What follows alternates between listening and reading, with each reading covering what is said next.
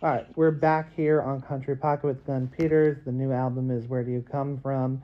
You just heard Con of the Wire, um, because here in 2025 it is just heartwarming to hear a story of someone who fought some Nazis. Tell me a little bit about Noor Inayat Khan. Um, yeah, I mean, I didn't know anything about her until early last year when I discovered this statue to her in Bloomsbury Square. Um, and most of my friends and most of the people I know had no idea who she was. But when I saw this statue and read its inscriptions, the story was quite amazing. I mean, this was a woman who grew up in 1930s London. She was a Sufi. A Sufi is a Muslim sect, which is a very mystical sect. They're also very strongly pacifist in their beliefs. And there was she growing up in, going to school and growing up in 1930s London. Then the war started, and she became aware of some of the nastier sides of war, and decided to put aside her pacifist tendencies and became a radio operator. Churchill had a special program for radio operators, trying to get women to join the forces, and she joined that up, hearing about all the terrible things going on with Hitler and his henchmen, and she then trained to be this radio operator, which in fact in those days was a spy. She worked as a spy, and so she was airlifted into France. She was the first woman to be a spy in Nazi-occupied France, Paris, and she passed vital troop movements, German troop movements, in the months before the D-Day landings. And she was extremely brave. She was captured by the Nazis, escaped, captured again, and he was tortured, and then killed.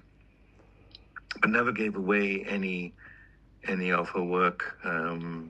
I guess her Sufism helped her to be very resilient. Anyway, she died, and she was basically forgotten until a few years ago. I think it was the War Museum, the Imperial War Museum, found out some of the details, and it was then King Charles, then Prince Charles, inaugurated this statue to her, and I thought that was quite a good story for a folk song, and so that's the folk song "Khan of the Wire," and it's quite emotionally moving. Every time I sing it, I feel quite moved about this pacifist woman who turned out to be a spy. So in fact, she's both a very heroic woman, but also, as I say in the song, a voice for the nameless. Yeah, she's such a cool character, especially to someone like me who's a history teacher.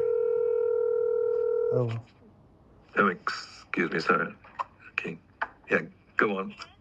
Yeah. Such a cool character. Yeah. Do you think you talk about being the wrong shade of brown on the first track of the album? Do you think that British people understand some of the contributions to their nation and empire that came from people who don't quite look the way they do? Yeah, I think there is quite a lack of understanding. In fact, even I wasn't aware that there were something like 1.5 million people from the Commonwealth who played a huge contribution in both wars, in World War One and World War Two. But that's changing right now. So that's starting to become so more aware through various channels, and people are being made more aware that it's in fact a much wider world that made a contribution towards empire, and I think that's great. Great to see happen. All right, let me wrap it up with I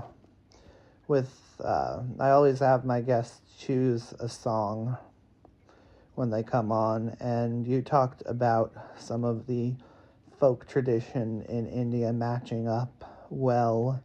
I'm not sure if you're going to be able to communicate a name of a song to me too well, but I'm sure you can drop a name via email as far as the spelling goes. But do you have a song from India that you think would add something to the show?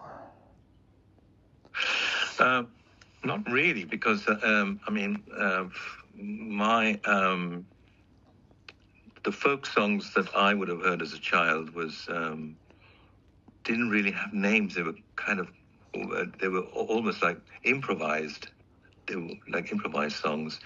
Most of the songs that I heard were sort of Western songs, Bob Dylan and Pete Seeger and people like that that I heard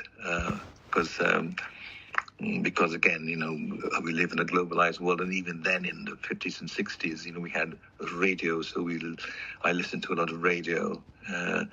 But the actual folk songs that I would have heard would have been just improvised songs, sort of around the house, and I can't quite remember any names. But I mean, if I get some names, if I can think of one or two of them by name, I'll contact you by email. Yeah. Yeah, and worst comes to worst, we wind up listening to Bob Dylan or Pete Seeger. And that's never a bad thing. Yeah. Okay. Well, look, I'm going to have to run, but thanks very much. It's been Glen Peters, thank you for sharing some of the many places and I think more critically, traditions and ideas where you come from. Okay, thanks very much. Great to hear from you. Bye.